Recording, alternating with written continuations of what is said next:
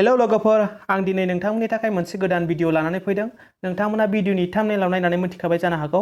आं बेयाव नुनाय गासिबो टपिकफोरनि सायाव नोंथांमोननो भिडिअनि गेजेरजों फारि फारि खोन्थागोन। नोंथांमोना भिडिअखौ दानालासेनो फारि फारि नायलांबाय थाबानो जाबाय। थ' जों दानिया भिडिअखौ जागायदिनि।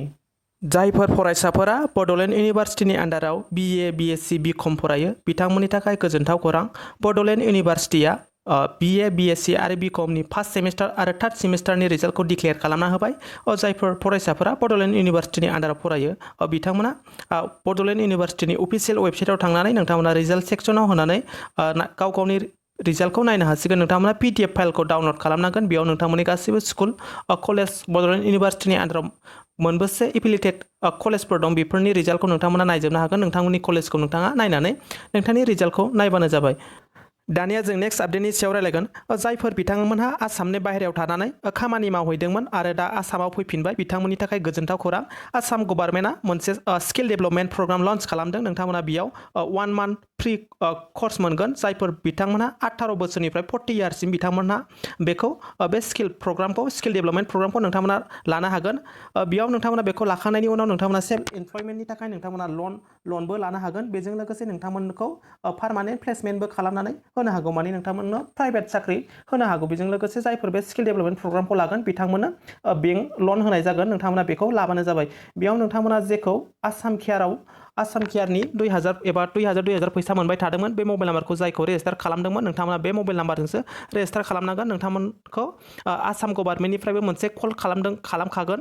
बेयाव नोंथांमोना कल खालामखांनायनि उनाव नोंथांमोना मोनसे लिंक थांगोन। बे लिंकजों नोंथांमोना बेखौ एप्लाइ खालामनांगोन। बिनि अनगायैबो नोंथांमोना जुदि एप्लाइ खालामनोबा बेयाव आं नोंथांमोननो वेबसाइटखौ होखादों। नोंथांमोना बे डिसप्लेआव नुखादों। नोंथांमोना बे वेबसाइटआव थांनानै एप्लाइ खालामहोनो हागोन। नाथाय नोंथांमोना नोंथांनि मबाइल नाम्बारा सिगां जेरै बेंगालर एबा चेन्नाइ केरेलाफ्राव थानायाव आसाम केयारखौ एप्लाइ खालामनाय मबाइल नाम्बार होदोंमोन नोंथांमोना बेजोंसो एप्लाइ खालामनांगोन। बेखौ नोंथांमोना बेयाव मबाइल नाम्बार होनायनि उनाव नोंथांमोना OTP नोंथांनि मबाइलाव थांगोन। बिनि उनाव नोंथांमोना गासिबो एड्रेसफोरखौ फिलआप खालामबानो जाबाय। अब्लानो नोंथांमोना 1 मान्थनि फ्रि ट्रेनिं मोनगोन स्किल डेभेलपमेन्ट ट्रेनिं। बिनि उनाव नोंथांमोननो लन होगोन। बिनि उनाव नोंथांमोननो पार्मानेन्ट प्लेसमेन्टबो खालामनानै होनो हागौ। इन्डास्ट्रिफ्राव नोंथांमोननो साख्रि होगोन।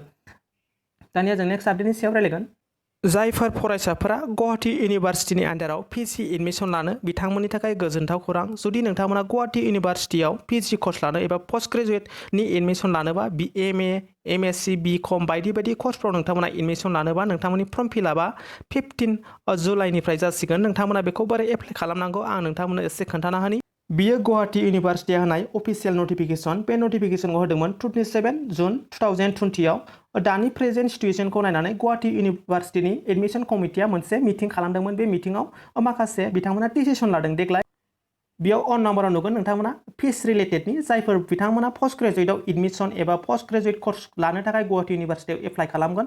आसाम गभर्नमेन्टआ नटिफिकेसन होनाय बायदि नोंथांमोना एप्लिकेसन फिस हिसाबैल' 250 रुपिस होनांगोन। बिनि अनगा नोंथांमोनहा जेबो फैसा होनांनाय नङा। सिगां समाव 900 बा 1100 1000 गाहाम जायोमोन एप्लिकेसन फिसआ। नाथाय देग्लाय COVID-19नि थाखाय आसाम गभर्नमेन्टआ 10 जुन 2020आव होनाय नटिफिकेसन बायदि नोंथांमोना 250 रुपिसल' एप्लिकेसन फिस होनांगोन। 2 नाम्बाराव नोंथांमोना नुगोन बोसोरफ्रामबो गुवाहाटी इउनिभारसिटिया पोस्ट ग्रेजुएट कर्सआव एडमिसन लानो थाखाय एन्ट्रेन्स एग्जाम लाबाय थायोमोन। नाथाय देग्लाय एन्ट्रेन्स एग्जाम गैया। नोंथांमोना जुदि नोंथांमोननि एकाडेमि मार्कफ्रा बुरजाबा एबा नोंथांमोननि पइन्टफोरा बुरजाब्लानो नोंथांमोना मोननायनि चान्स थागोन। जुदि नोंथांमोननि पइन्टआ सिगांनिफ्रायनो जेनेबा फार्स्ट सेमिस्टार सेकेन्ड सेमिस्टारफोरनिफ्रायनो खमबा नोंथांमोना बेयाव एडमिसन मोननायनि चान्स थानाय नङा। नोंथांमोननि पइन्ट एकाडेमिक पारफरमेन्सखौ नायनानै नोंथांमोनखौ बेयाव सेलेक्ट खालामगोन। डाइरेक्ट बेयाव एन्ट्रेन्स एग्जाम जानाय नङा। देग्लाय नोंथांमोनखौ डाइरेक्टलि सेलेक्ट खालामगोन। जुदि नोंथांमोननि सिगांनिफ्रायनो पइन्टआ 7 पइन्ट 8 पइन्ट 9 पइन्ट 10 पइन्ट बेफोरबायदि मोनबोबाय थादोंबा नोंथांमोना जायनो बांसिन मोननाय बेखौ बिथांमोना मोनसे डिपार्टमेन्टआव बेसेबां सिट दं बेखौ नायनानै बिथांमोना सेलेक्ट खालामगोन।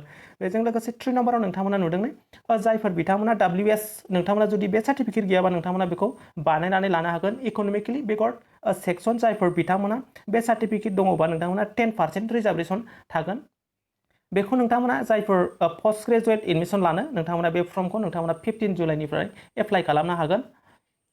5 नाम्बाराव दं जाहैबाय नोंथांमोना जुदि गुवाहाटी इउनिभारसिटिनि आन्डारावनो फरायखायोबा नोंथांमोननि थाखाय 80% रिजार्भेसन सिट थागोन जुदि गुवाहाटी इउनिभारसिटिनि आन्डाराव नङि फरायसाफोरनि थाखाय 20%ल' साप'ज हमनानै ला नोंथाङा गुवाहाटी इउनिभारसिटिनि आन्डारावनो फरायखायोबा नोंथांनि थाखाय 80% रिजार्भेसन दङ जायफोर बिथांमोना गुवाहाटी इउनिभारसिटिनि आन्डारावनो फरायखायो आरो जायफोर बिथांमोना गुवाहाटी इउनिभारसिटिनि आन्डाराव फराया साप'ज हमनानै ला बड'लेण्ड इउनिभारसिटिनि आन्डाराव फरायनाय एबा तेजपुर इउनिभारसिटि एबा डिब्रुगड़ इउनिभारसिटि बेफोरबायदियाव फरायनाय स्टुडेन्टफोरा गुवाहाटी इउनिभारसिटियाव लानोबा बांद्राय चान्स गैया बिथांमोननि थाखाय 20% रिजार्भेसनल' दङ नोंथांमोना बेखौ मोनथिनानै लानाया मोजां दानिया जों नेक्स्ट आपडेटनि सोमोन्दै रायलायगोन जायफोर बिथांमोना कन्स्ट्राक्शन वर्कार बिथांमोना आसाम गभर्नमेन्ट आरो जोंनि सेन्ट्रेल गभर्नमेन्टआ जायफोर कन्स्ट्राक्शन वर्कार मावो बिथांमोननो 2000 फैसा हरदोंमोन बेखौ गोबाङानो मोनाखै होननानै भिडिअनि कमेन्ट सेक्सनाव कमेन्ट खालामदों जायफोर बिथांमोनाव लेबार कार्ड दं एबा कन्स्ट्राक्शन वर्कार दं बिथांमोनाल' मोनगोन आरो बेखौबो नोंथांमोना आं बिनि सायाव मोनसे भिडिअ खालामखादोंमोन जायफोर बिथांमोना बे कन्स्ट्राक्शन वर्कारजों लोगोसे बेंक पासबुकखौ WhatsAppजों